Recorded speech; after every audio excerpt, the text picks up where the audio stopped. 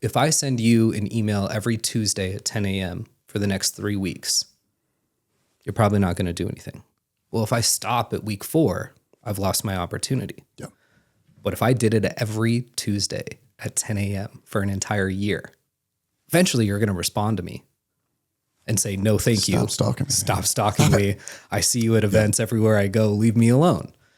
That's better than nothing. The other thing my dad taught me was every no you get, you simply say thank you. Because every time you get a no, you're one closer to getting that yes. So it's nothing personal. You say thank you very much and you move on to the next. So. Hey guys, I'm here with my great friend Marc Shirazi, and he is going to share his father's story of immigrating here from Iran in the 70s, growing a successful insurance brokerage from nothing, and how he is continuing that family legacy. We're also going to have some fun, share some stories, and give some very practical sales advice. So check it out. Marc Shirazi. Matt Shoup, how are you? Dude, welcome. Thank you. Happy to be here. I've been planning this for a while. We've been talking about this, and you've been busy and Several months, yeah. Freshly married. And you're taking it. You're my first podcast. Well, we were just like reminiscing before we went live here, right? We got a lot of firsts. A lot of firsts together. Yeah. This is your first podcast. Yeah. And I honestly couldn't find anybody better to take my podcast virginity than you, Matt. Love that. Yeah. Love that. We're now semi-explicit, Joey. Mark it right there. We met each other through a mutual friend and then did some real estate business together. Yeah. And then you started sharing not so much your story, but then just your family story. Yeah. And how Shirazi's got here, man. And that's just a cool story. So I'd love to kind of even take it back before you were here. And sure. How'd you end up where you are? And other first, you're my Persian pumpkin. That's right. Yeah. We'll talk about that later. Yeah. Should have worn the orange suit. So yeah, man, take it away. Oh, where to start? My dad and uncle were born in Iran in the, 50s, 60s. And my dad is the youngest of 10. So just very interesting family history. My dad moved from Iran to the United States when he was 18. And at that juncture, 2 of his older brothers were also in the United States. So they came here to Greeley, Colorado, or close to where we're at today, to go to school at UNC. It was very affordable for foreign exchange students. And, to this day, I still give my dad a hard time. I'm like, you came halfway across the world in Greeley, Colorado. Like that's looking at the map and you're Greeley, Colorado. At the time, Greeley is still an amazing place. But Chicago, LA, Miami, New York, right. Any big city. And he was like, nope. Greeley, Colorado. That's where we're going. So they came here, went to school at UNC, and about 1981, my dad joined my uncle in the insurance business, and they've created an empire and grown a business just as the American dream and lived up to their full potential. So it's just an amazing story that they came here not speaking any English, not having any money. Zero. Like zero when he got here. My favorite is my dad always tells me the story. He goes, "You got it easy, son." He shows up, right? Goes to math classes at UNC, the universal language, really good at math. So he'd go from like 8 to noon and do his math classes. And then he would go to Tottie's supermarket, for those of you that are Greeley natives, and he would bag groceries. And that's where he learned his English. So he'd ask people questions and they would communicate with him. And so he'd go bag groceries and earn his living from 12 to 8 p.m. And then the guy who owned the grocery store also owned a restaurant called The Teller. Yep. So my dad would leave the grocery store and he'd go wash dishes until 1 or 2 a.m., do his schoolwork, do it all over again. So worked his way through college. At the time, he was living with his oldest brother, my Uncle Mady, and his wife. And his wife loved to go to church. So on the weekends, my dad's sister-in-law would take him to church and the old ladies would teach him English. They thought it was cute. He had a big afro at the time. Your dad had very bald. Afro? Very bald, yeah. Do you have a photo? I have a lot of photos. It's going to take me a while to find them, but yeah. Send it. I will. We'll pop it up on the screen. Yeah, he'll love that. So yeah, he learned English, got his degree. My uncle had already started an insurance business, so my dad went and joined him, and the rest is kind of history. They've done an incredible job being a part of the community and giving back to what gave them everything they had. Yeah. And he literally the American dream. Came over here, nothing. Yeah. No language. Nothing. No English. Curious. So going to church, what was the spiritual, religious background? Obviously Iran is a Muslim country. Yeah. So did was that? He went to learn English. Yeah, Okay. so that was literally so the it's sole just purpose. to learn English. Yeah. So it wasn't so much faith pursuit. Nope, at not that at point. all. He was Okay. literally just trying to learn English and figure it out. And honestly, my dad has the best coming to America story I've ever heard. Yeah. So lands at the airport. My uncle Masood, so his middle oldest brother, right, picks him up from the airport, drops him off at the Greeley Mall, and says, "Your Uncle Matey will be back to pick you up later. Go have fun." So my dad's 18 years old, never been to the United States, doesn't speak English, grew up in Iran. You know, his dad was a pistachio farmer, import exporter. So like not a ton of exposure to technology or Western culture as a whole, right? So you're walking around the Greeley Mall. In and you 81? this was probably closer to like 76 or 77. Okay. All right. He's walking around the Greeley Mall, and you know those fun like stores where they have everything from throwing stars to, you know, kimonos to magazines and everything in between. So they sell just about everything. So my dad is in the store, and he's looking around, and he sees a Playboy magazine. So he goes up to the magazine, again, 18 from Iran, no idea about Western culture. Picks it up, and he's looking through it, and he feels the shop owner side-eyeing him. So he's looking over, he's like, maybe I shouldn't touch this. So he closes it, puts it back, goes about his way.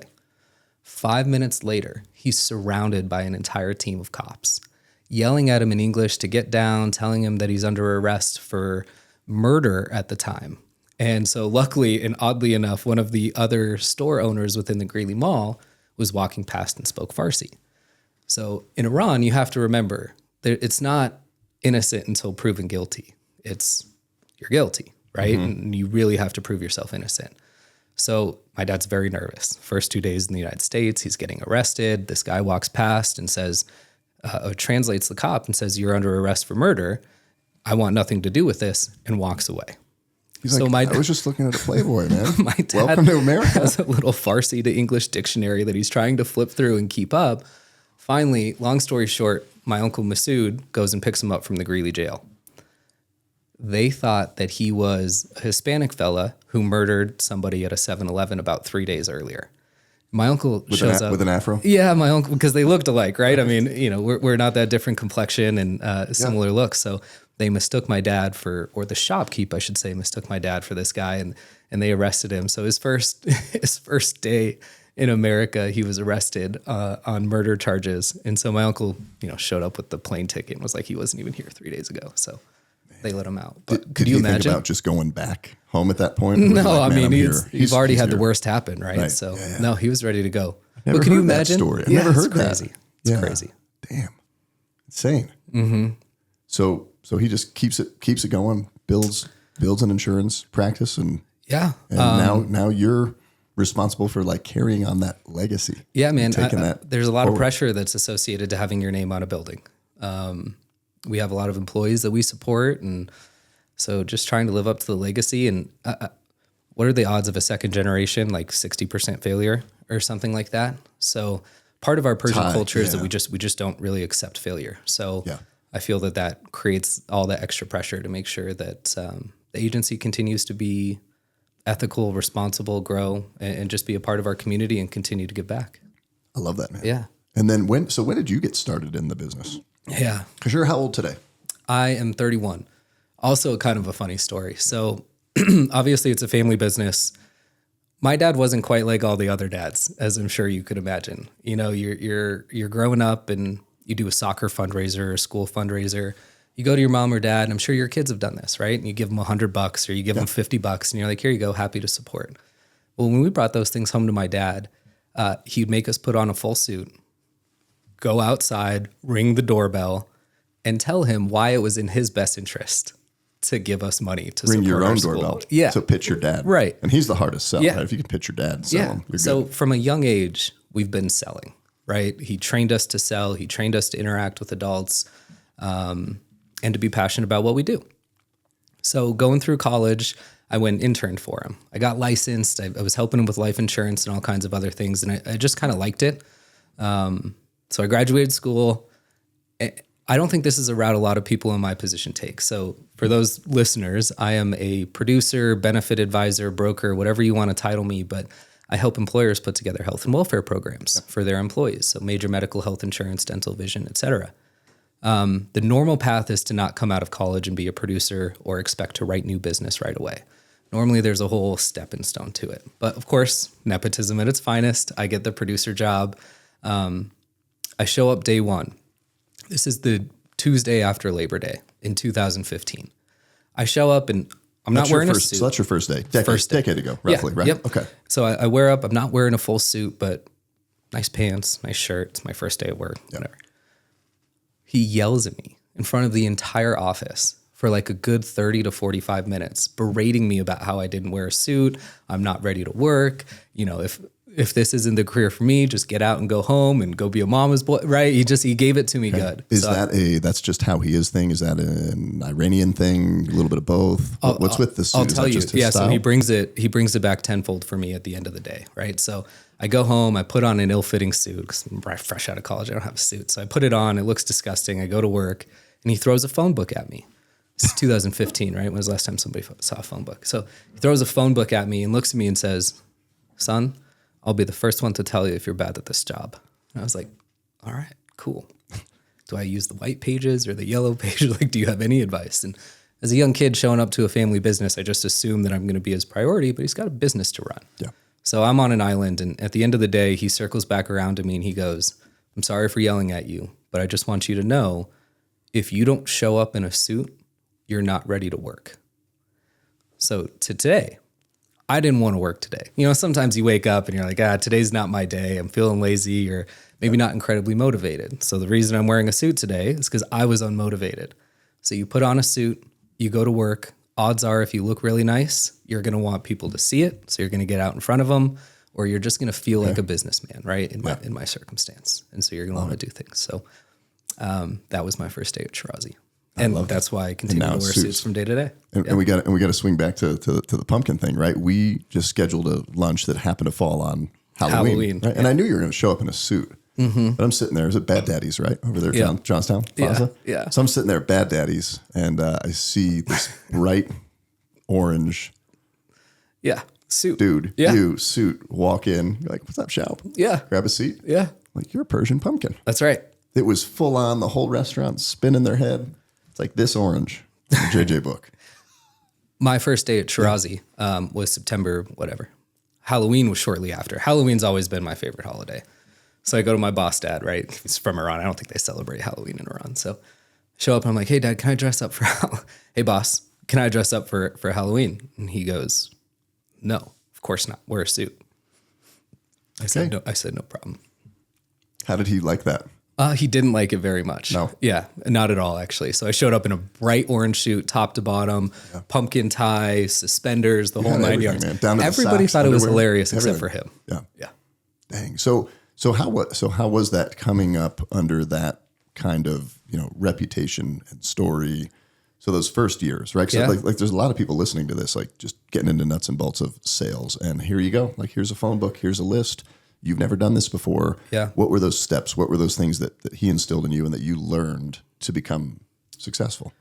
Because it's not just drawing circles like we joke about. You came out here one day, here's this circle, that circle. I'm like, oh, you just draw circles all day and gets deals done. Yeah. He told me early in the process, 110, 1. Every 100 contacts you make, whether it's phone, email, in person, you're going to get 10 meetings. Every time you get 10 meetings, you're probably going to get one client. So he taught me a numbers game somewhere along the way where he's like, it's about volume. So that was what I was focused on, was just creating a ton of volume, creating opportunities. And obviously as a young kid, I'm not going to go in and close. So within about 30 days, that's what I did. Volume, prospecting lists, knowing everything about my prospects, finding out who their broker is, what kind of plans they are, detailed information on who the decision maker was. Just took a ton of time creating a really thorough list so that when I started making calls or emails, I was ready to go. They called me back. I knew exactly who I was talking to, what they were doing, etc. Is the paint or roof on your home or business starting to look a little shabby?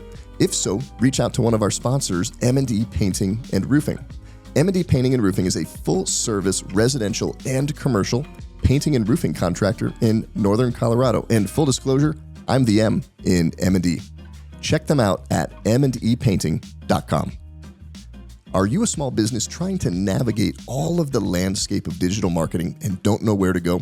Reach out to one of our sponsors, Imprint Digital. They are the go-to source for all things digital marketing. They are the producers of this podcast, and they run all of the marketing for all of my companies. Check them out at imprint-digital.com.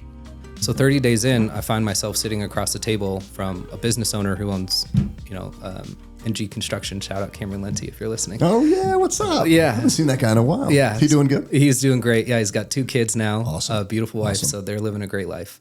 And he's one of your first clients. Yeah. Okay. First big client. So I find myself sitting across the table from him and I'm like, hey, you're Cameron Linty. You own NG Construction. Yeah. You have 200, it just all came out. All of my research came out of my mouth. And Did you cold call him? Just cold dial him? Yep. That's crazy. So like you're sitting there, who loves doing that? Cold call. Nobody. Right? Hey, I don't know you. And 10 years later, you guys are great friends. Yeah, absolutely. So, and he's an incredible businessman, a lot of respect for him. He's an incredible person, very big drive. It's fun to follow him. But yeah, so I find myself sitting across the table from him and I had brought my dad in to help close the opportunity. And about 45 days in, we got our first sale. 200 lives, which is, again, pretty unprecedented in our side of the business. And I don't take the credit for it. But from that moment on, he looked at me just a little bit differently. He was like, all right, man, you got what it's take. And so then... Got it, Dad. Thanks. Yeah. Then he took me under his wing and we've been pretty much inseparable in each other's shadow ever since.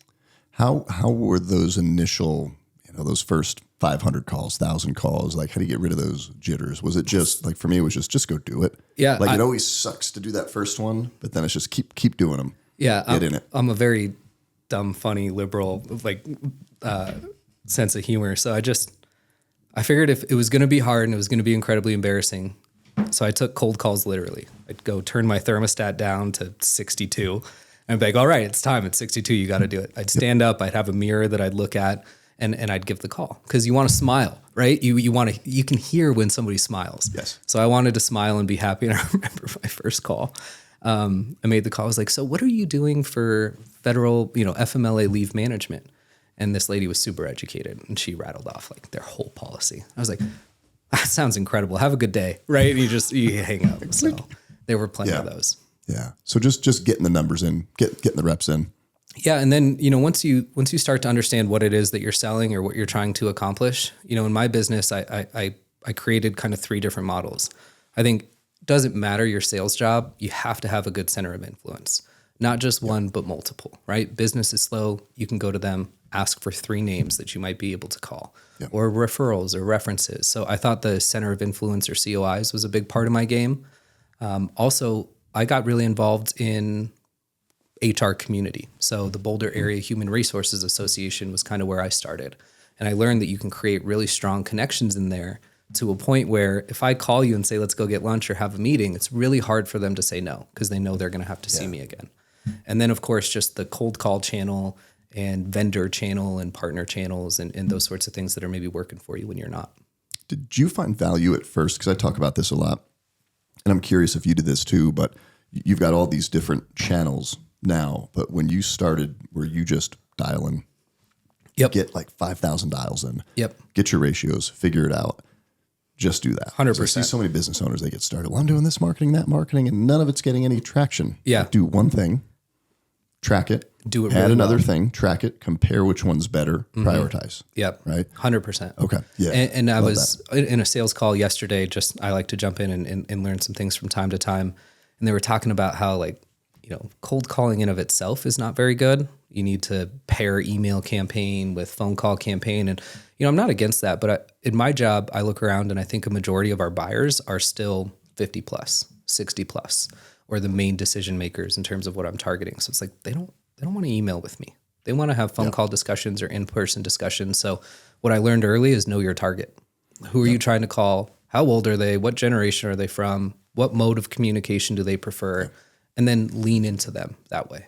How do you break that? Because whatever the mode is, right? If their mode's email, they get 100 emails, 500 emails or text or calls. What do you do to differentiate yourself? Light stalking. Yeah. I get so many and the ones that I know are going to suck. I hang them up. I just hang them up. Sure. Some I'll stay. I'm like, that one's pretty good. Yeah. Some are just stupid ridiculous. Do you have technique? What do you do? Yeah. So I think it's twofold. I joke about light stalking, by the way. I'm not a stalker. The idea is find out what your buyer is interested in and maybe what community ties, nonprofits motivate them. What are they involved in? Yeah. Go be involved in that. Rub shoulders with them. Learn who they are, give back to the same things, and then you start to create some synergy between you and your potential buyer. Yeah. What was the question? I had another great. Just the unique way that you break through the thousand other people. The other thing is just noise. consistency, right? Yeah. So if I send you an email every Tuesday at 10 a.m. for the next 3 weeks, you're probably not going to do anything. Well, if I stop at week 4, I've lost my opportunity. Yeah. But if I did it every Tuesday at 10 a.m. for an entire year, eventually you're going to respond to me and say, no, thank you. Stop stalking me. Stop stalking me. I see you at events everywhere I go. Leave me alone.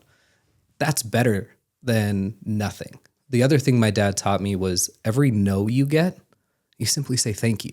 Because every time you get a no, you're one closer to getting that yes.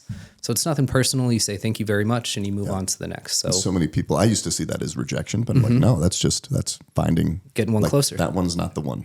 This one's over here. Yeah. And it's always one away. I thought it was interesting. I feel like you did this with me, and maybe correct me if I'm wrong, but this is what I remember is we got connected. We met. We had another benefits advisor. And wasn't married to him, just didn't do tons to stand out. Sure. He was just there. Yeah. And then you knew that I liked coffee and had a book and did speaking. So you invited me in to share the coffee. A little and the light book. stalking. Yeah, but no, you didn't pitch me in. You invited me into the company and you're like, we've got our prospect in the conference room. I remember one of the guys was like, what is this?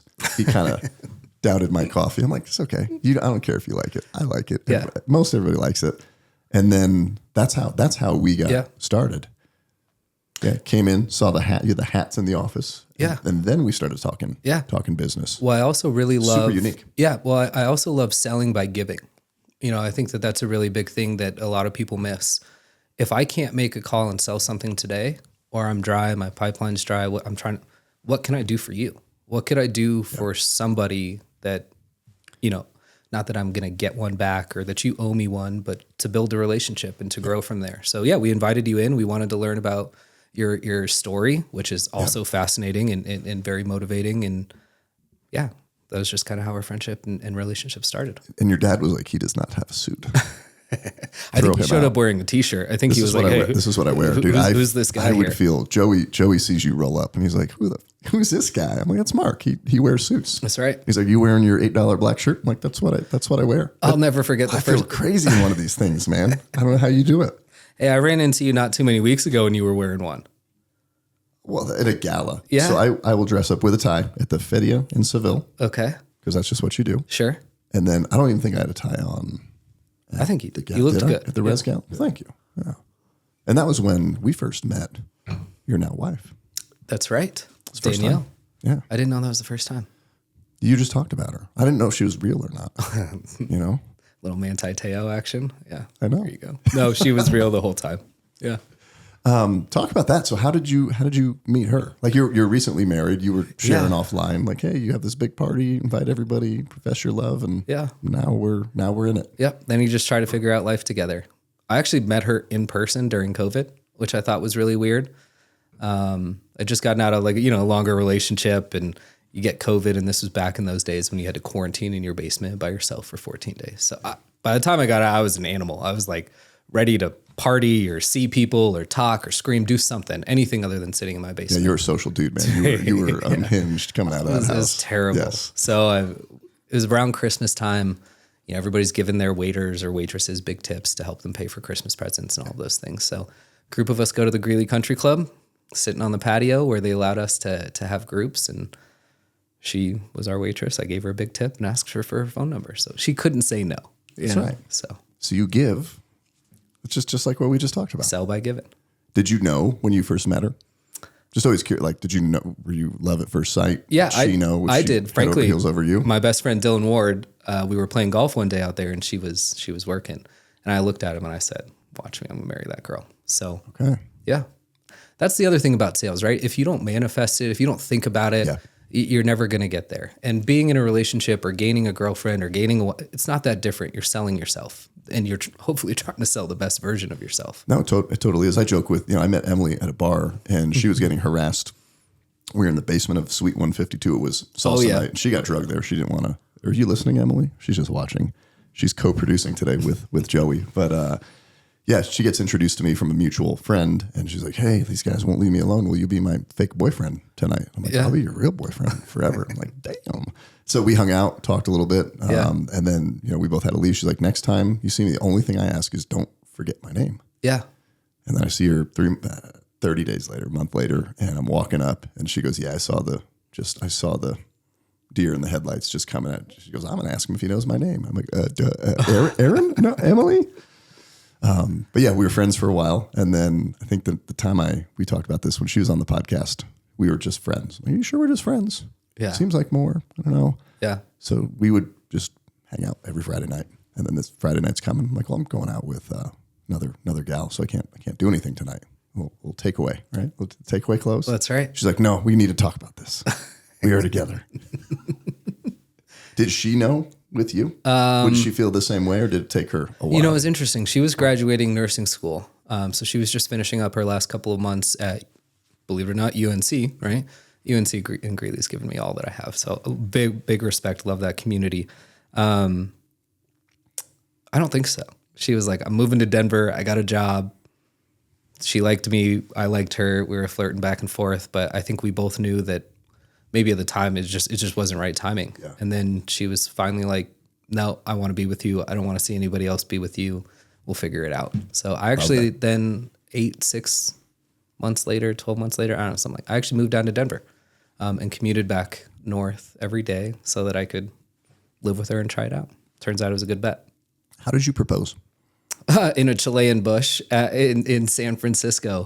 At the Botanical Gardens. She'll give me such a hard time for this. It's a Chilean bush. Okay, so I take her to San Francisco for her birthday. Okay. And I'm like, I'm going to do it. Lesson for all of you out there that are going to propose, put yourself in a spot where you can't back out. So I have this ring, I'm carrying it around, and I'm like, I'll find the right time. I'll find the right time. So sure enough, I don't find the right time, or every time it's right. Nobody prepares you for that moment that you feel when you're about to do it. It's so nerve-wracking. I'm sure you remember yours. Oh, yeah. So anyways, we're finally walking around the forest out of the national park. We're walking around. I'm like trying to find the right spot. I don't. I was like, well, let's go to the Botanical Gardens.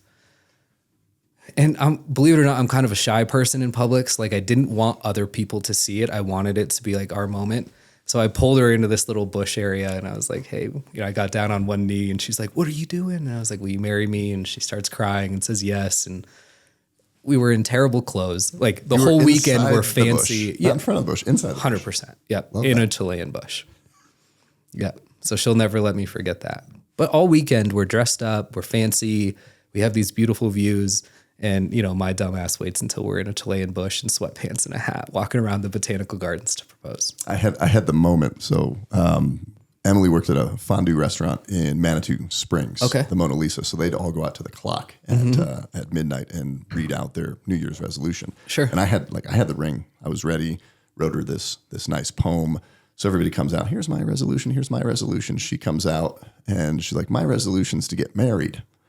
And everybody turns, and I'm like, I should do it right now. Wouldn't that be kick-ass? Yeah. Nope, I just didn't, right? I didn't. Were you nervous? Did you panic? I was, man, I was sweating bullets. And then everybody's turning and looking. Yeah. I'm like, no, I'm not doing this, but I'm just trying to find the right moment. She's like, all right, I got to go back in and finish up work. And then I'm waiting outside. Keeps going. It's a busy night. Driving home, and I'm like, hey, I got to talk to you. Sure. So we go back, and she's literally washing her feet in the sink. Like finishing up from work, she'd been on her feet all day, and I'm like, "Hey, can I read you this poem? Will you marry me?" But I look back, I should have done it there. Yeah, that would have been cool. But yeah, I have some regrets about it too. Right? But what are you gonna do? It's funny because like you love her. Obviously, you're choosing to ask her to marry you. I'm sure, especially after that moment, like you knew she was gonna say yes, or at least had some inkling. But nobody prepares you for that moment. So it's like all the stars align. I'm like, I'm thinking it's going to be easy. Just another question. I'll be all cute and romantic and on the top of my toes. It doesn't work like that. No. Too nerve-wracking. Although I admit I did the same thing at my wedding. If you've got junk in your life or business that you need removed, reach out to one of our sponsors, Hulk Addicts. They are a full-service junk removal company, and they'll be able to take care of you at your home or your business to get rid of whatever you don't want. Check them out at hulkaddictsjunk.com. If you're a Christian small business owner, you have to check out one of our sponsors, the Foundry Advisory. They are a Christian peer advisory community here in Northern Colorado and the Front Range that is designed to give you encouragement, support, and insight to grow your business with other like-minded Christian business owners. Not only are they a sponsor and a partner of this podcast, but I'm also a member of their community. Check them out at thefoundryadvisory.com. As a small business owner, one of the things we will always need to address is a space to run our business. If you're looking to do a small tenant finish, maybe even build a building from the ground up, you've got to reach out to one of our sponsors, Mendel Construction. They are a full-service commercial contractor that can take care of your business needs to build the space and place of your dreams to run your business. Check them out at mendelandcompany.com. I did not write down my vows. I got up there and wung it. How'd it go? Turned out much better than my proposal. Yeah, you're smooth. Yeah. You're a smooth talker, though. Yeah, I you think got it so. figured out at this point. Yeah, I let her go first. Yeah. So I knew what she said. That's so cool. I love that. Yeah. So, man, we talked just story, sales, awesome sales, your love story. I'm curious because we started talking about this. How is it for you to carry this Shirazi name and legacy? Like, what do you feel like the expectations are? How do you live up to those? How do you, because you want to do things your way, right? So I'm sure there's some differences. And just talk about that dynamic. Like, how do you honor what your father's done, do it in your own way, and keep it going? Because you know it's going to be successful. Yeah. It's going to be. I'm going to work really, I'm not going to stop. Yeah. And what a loaded question. I think for me, it all started growing up in the same community. Mm-hmm. When we think about employee benefits, we really focus on larger employers, so 50 plus, 100 plus larger employer groups. So growing up, everywhere I went, somebody knew my last name. Somebody knew what I was getting into. And nobody hesitated to come up and say, I know your dad, I know your uncle. So the eye I felt was always on me, even growing up. So now as I get into the business, obviously the same kind of thing. We have a lot of employees, the name's in front of a lot of people, and we take a lot of pride in our name. So for me, the transition really happened about 2.5 or 3 years ago, or maybe even around the COVID time. And I think every father, son, mother, daughter, parent, kid relationship, especially in the workplace, goes through this.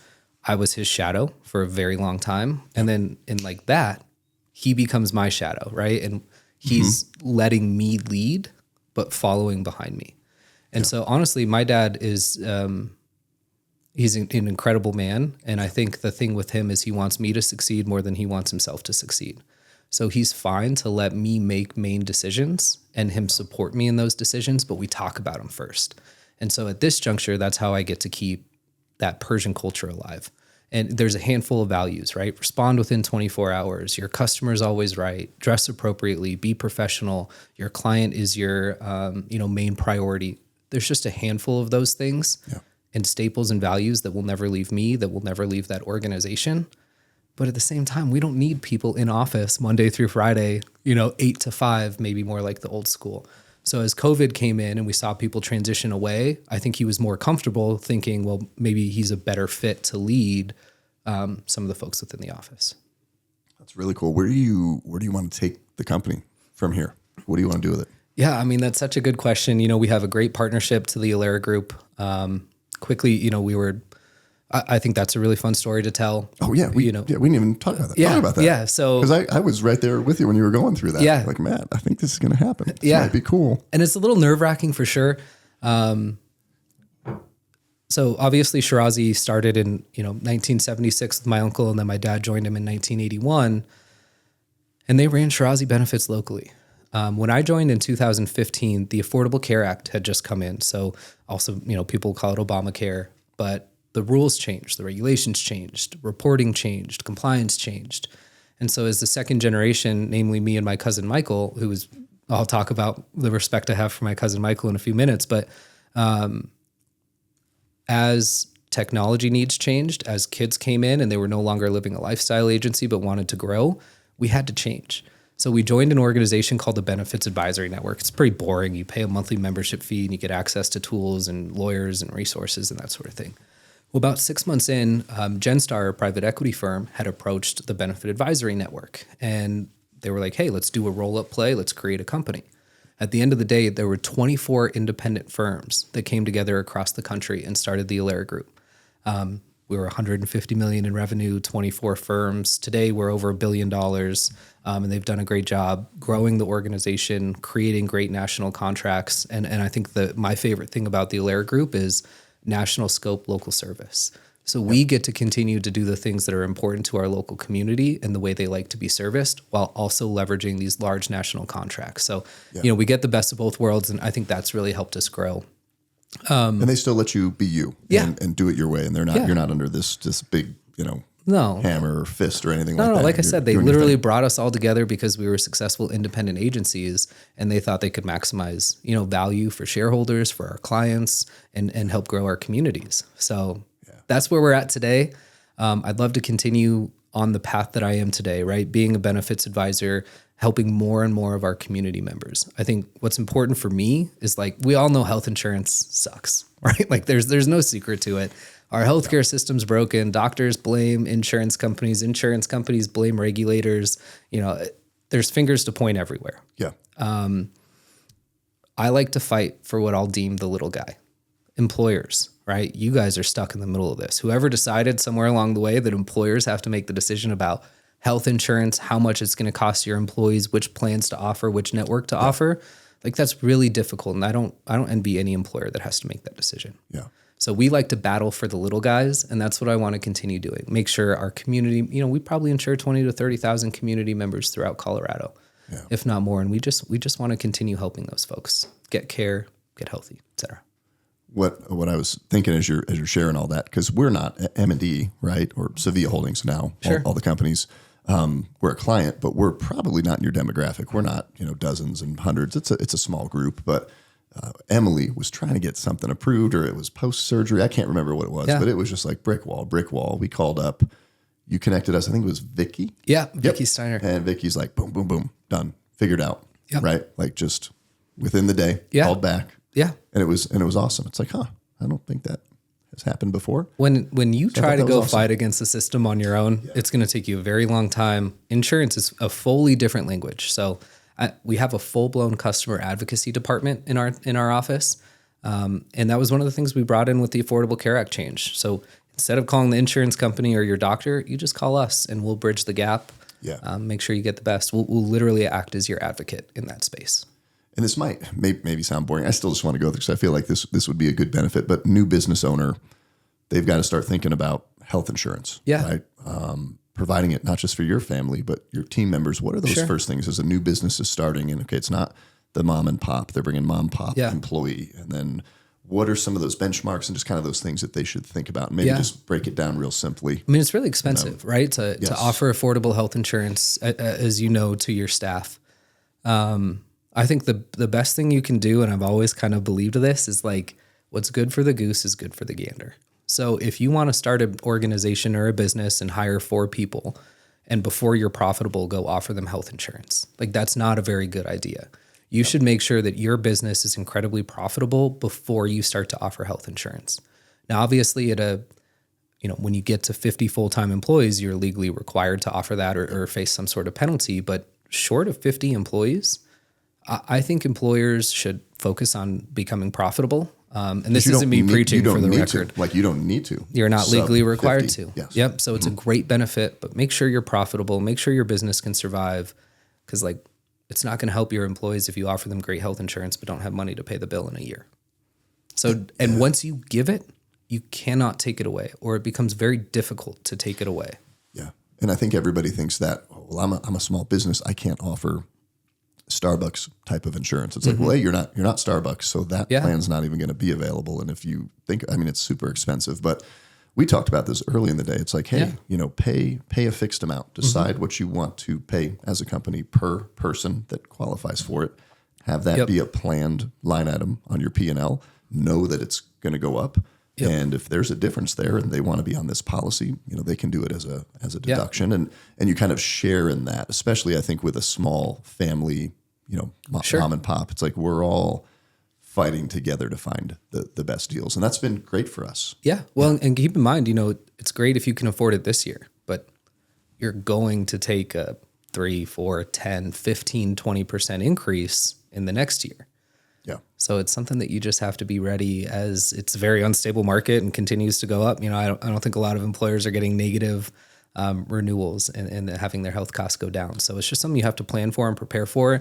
And I think the biggest thing we talk about with benefits, it's not a 1-year decision. Benefits is a 5, 10, 15-year play where you're trying to find and maximize a good carrier.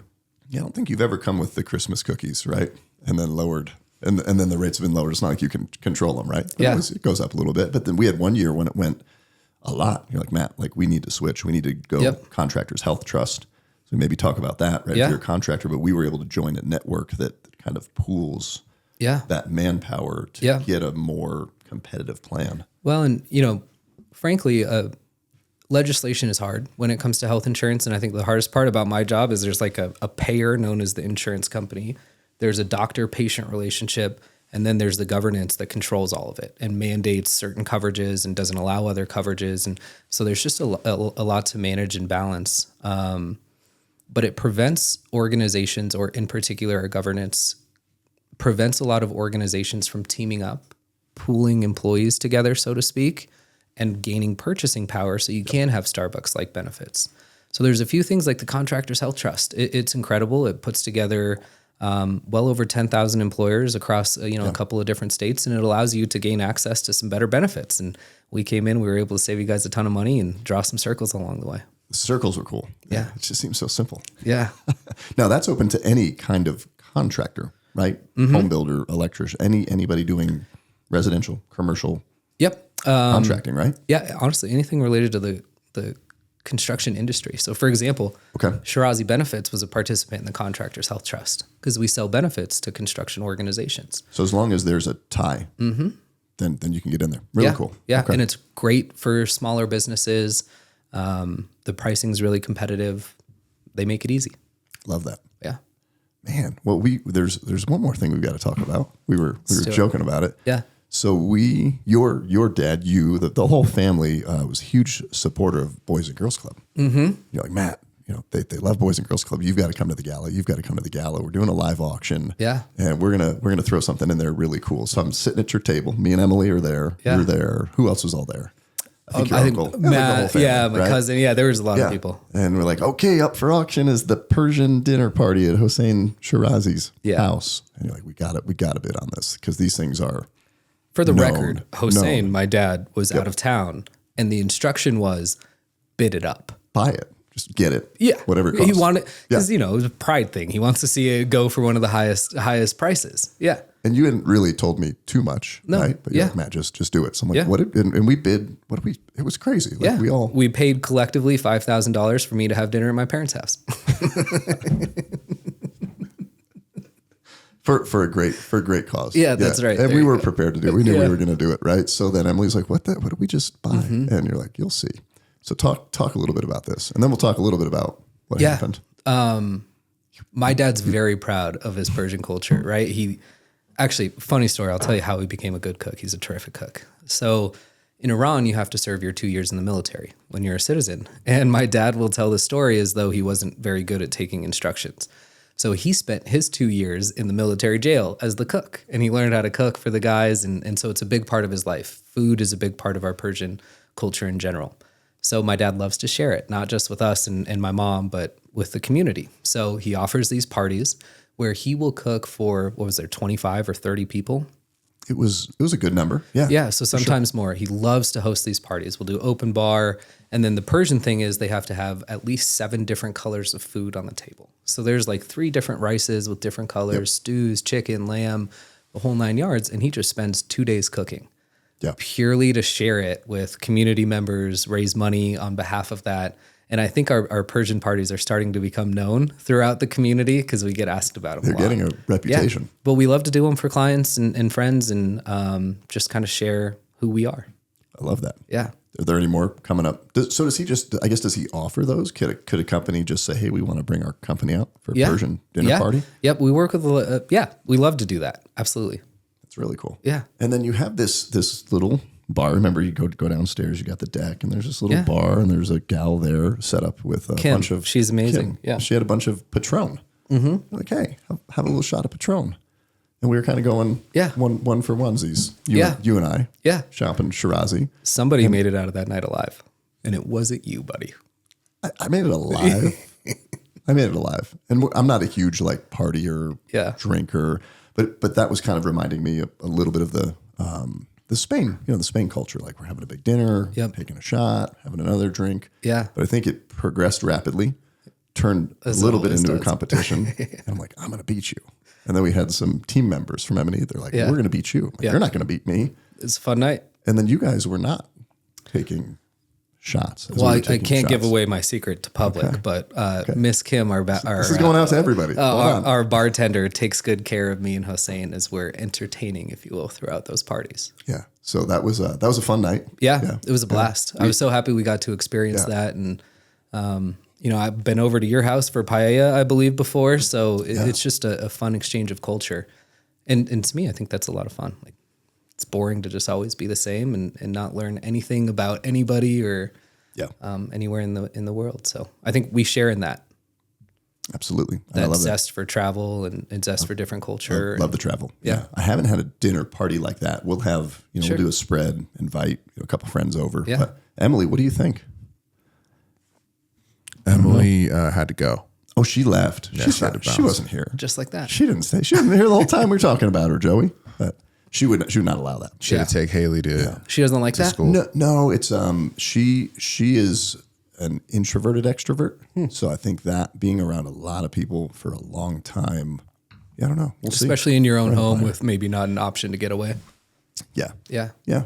Speaking of which, how is your new home? I haven't even seen it. Love the house, man. Is it Love awesome? the house. Yeah. I mean, it would be a perfect place to do. That's what I was thinking. We can do the big paella burner out in the front, get everybody around. I mean, it's on the lake, it's on the water. Yeah. So that would be really cool. Maybe we'll do that. Some Spanish wines. Yeah. We'll do a Shoup Spanish dinner. That'd be sweet. The Shirazi Persian dinner. Yeah. Do a combined one. I'll never forget the look on everybody's face when you start speaking Spanish, man. They think they're so shocked every time, and it just puts a big smile on my face. Yeah, because I don't let people know always when I'm in a Spanish speaking country. I'll just sit there quiet or speak English or just pretend I don't know, and then slowly let it out, or just wait for the right moment. And I always say, I speak very poorly and not a lot. And then they ask where I learned it. I'm like, I learned it a little bit on YouTube. And then I'll just start speaking, and they're like, "What? You didn't learn this on YouTube?" I was in Costa Rica with Riley just like a month ago, and we stop. We're taking a bus up to the mountains, stop at a gas station, and some other tourists pull in. There's a line for the bathroom, and this a Puerto Rican lady walks up, and she was trying to get in, looks at me, and she's like, "How?" And she's speaking a little English. I'm like, "Oh, I just told her blah, blah, blah, blah, Spanish. Got to go get the key." She looks at me. She goes, "What are you?" What are you? She's like, "You're a gringo, right? Yeah. And you look like a gringo. Walk like a gringo, talk, thought you would talk like a gringo, but you talk like a Spaniard." What? She goes, "This is baffling my mind." Every time, that's always the look on their face, and I just think it's the funniest thing. I like it. But I mean, I was thinking back on that. I mean, 30 years. I started studying Spanish in 8th grade, and then just, sales, life, business. You just go study it in the book all day, but just living in the country, you pick it up. Because you lived there for a year. Lived there for 5 months. But then I go back every year, and now we take trips and groups over there and everything, and then we lived there for a summer. Yeah, I just love it. Yeah. Well, one of the most fascinating things you do that I love a lot has nothing to do with business, but more about fatherhood. I love the way that you travel with your kids, and not all together. I think it's one of the most important things that I love that you do is Riley gets a trip, and then your daughter will get a trip, and then your son gets a trip, and then your daughter gets a trip, and I just imagine that connection you make in those travel experiences is phenomenal. It is. Yeah. And we look, it's as business people, we're like, "Oh, we should have invested in this." And, don't you wish you bought more real estate? Doesn't everybody that bought real estate wish they bought more or invested? But I'm like, I will never regret. Like, it's always a line item in the budget. I encourage, and you don't need to necessarily go to Spain. We work it with points. It really doesn't cost that much to go over there. It's cheaper than Disney. right? For us to go to Spain Yeah. with the connections we have. But yeah, in kindergarten, we started, I go, I'm going to take Riley over. We'll do the spring break and then take an extra week of kindergarten, no big deal, and go to Las Fallas and Valencia or whatever. And it's become a thing. I took Haley to the Feria, the fair, a couple times. She's her big flamenco dress. I bet she loved that. That was awesome. Yeah, so we've been to a lot of the festivals. We lived there as a family. Went and saw Running of the Bulls. I mean, we've toured all over the country. But yeah, highly encourage. Just get fathers, right? Mothers too. Get with your kid, your son, your daughter, individually, and spend some find time. that time to Well, do and that. I feel I have a similar relationship with my boss dad, right? I see him every day. We're each other's shadow. We talk about it, and I know I'm personally very thankful for that relationship, and I know your kids will be too. No, they totally Whether or are. not they are right now is a different story, but someday I'm sure. No, they are. I mean, it's been super cool, and just taking them at all those different kind of ages and stages of life and everything has been really fun. So, anyways, I think that's one of the coolest thanks, things man. I've seen you do. No, I appreciate you, dude. Yeah. What else haven't we talked about? Man, we've covered so much. Yeah, that seemed quick. How long have we been going here? I don't know. We're about 45 minutes. That's pretty good. 54 minutes and 32 seconds. 54. It felt pretty Just short. That was awesome, man. Well, dude, let's wrap it up. Let's do it. So you go sell some insurance. That's right. Yeah. Will you wrap Renewals. up same way? Same way? You have a statement that you're going to leave with the world when you leave it. And you wrote it, you changed the name of the color I did. It says pumpkin. to pumpkin. Yeah. 'Cause you're my pumpkin. Pumpkin Mark. enough. I don't know who to give this credit to. I'm sure that there's someone out there that will help me cite this. I've always believed whether you think you can or you think you can't, you're probably right. Love that. Yeah. Marc Shirazi. That's a wrap. See you, Shoup. Love it. Hey, thanks for tuning into this week's episode. Would you make sure to please like, comment, and subscribe to the channel here? And please share this episode with somebody whose life it will make better. Are you a faith-based father and you want to have the adventure of a lifetime with your son? You have to check out the father-son hike of a lifetime on the Camino de Santiago in Spain. June of 2025, I'm going to be taking a small group of fathers and sons over to Spain. We are going to spend 6 days, hike 70 miles, have some of Spain's most amazing cuisines, see some of the most beautiful places and spaces, but most importantly, spend time together bonding with our sons. If you're interested in this adventure, check out mattshoup.com. When you get to the website, click the Gentle Art of Leadership button and hover down to the father-son hike of a lifetime.